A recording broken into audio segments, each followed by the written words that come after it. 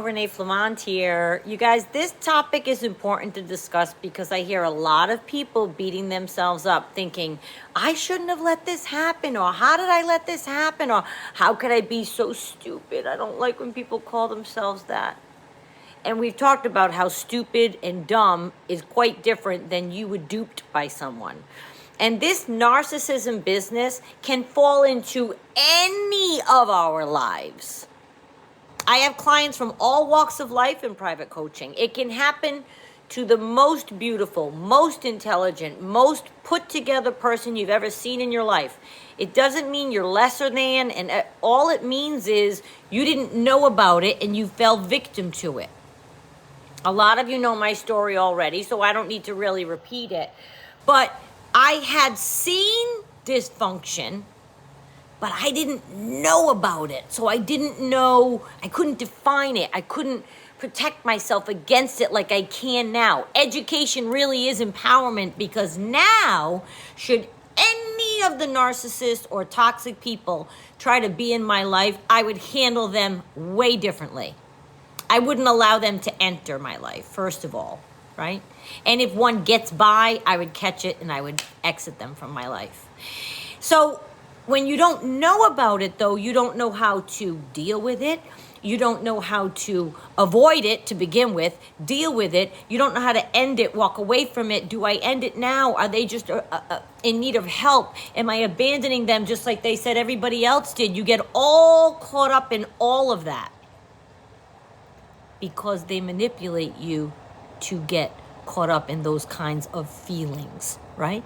You go to leave a narcissist, and what do? Pitch a fit. You're just like everybody else. This is what I was told. You're leaving me too. You're abandoning me too. That's a trigger word they think is going to affect, and it does, the empath codependent, because now I'm like, oh no, I can't leave. I told them I love them. Oh, that means unconditionally. The way that I love people unconditionally is you would never turn your back on them. Okay, no, I'm not leaving. How many times does that happen? Narcissism falls into our lives if we're not aware of it, and it stays in our lives if we don't get, up on what they're doing. The second I learned all of what goes with the disorder of narcissistic personality disorder, you guys wonder how I turned it around? I turned it around so fast because I no longer wanted to feed such a creature, be around such a creature, entertain such a creature, be supplied to such a creature. I didn't want to be around such dysfunction. You can tell my bangs are getting long because I keep pushing them onto my face. I recognize I'm doing it. It's driving me crazy as well. I'm so sorry. I'll try to stop.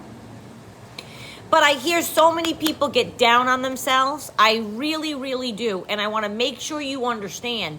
It doesn't say anything about you that you got involved with somebody like this. And remember, they can be business partner, friend, family, romantic partner. And you can walk away from something or be in the middle of something and say, but why me? I'm a good person. How'd this happen to me? It's because you're a good person. They might detest the fact that you live a happy, good life, and that might be all it takes. Your coworker might be jealous because you're smarter. Your partner might be jealous of the very fabulousness which is next video, the very fabulousness that they pick you for is what they'll discard you for. Again, that's Wednesdays. There's a lot of reasons that they come into our lives, and what might be happening and is often happening with us is we might have a hole in our heart, or a hole that we're healing from, another relationship, a hole of self, love right now. And they recognize that vulnerability and they enter in with all of the love bombing, which is manipulation. And so you're primed to accept it because you need healing words. You need healing words. So they come along, they can tell you're broken. You tell them. Oh, what happened in your last relationship? Oh, what are you looking for in a new relationship? I used to be, they would know everything about me in 5 minutes. Not anymore, because education leads to empowerment. Now I stay close to the vest until somebody earns the right to be inside my head, heart, and mind, and soul. Do you follow me? I don't want you thinking that there's something wrong with you, that this narcissism happened to you.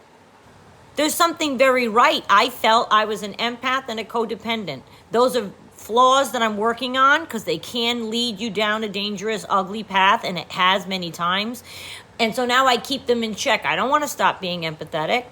I don't want to stop being concerned with other people's happinesses, but I've learned I don't place them above my own, right? They say put the oxygen mask on yourself first for a reason, okay?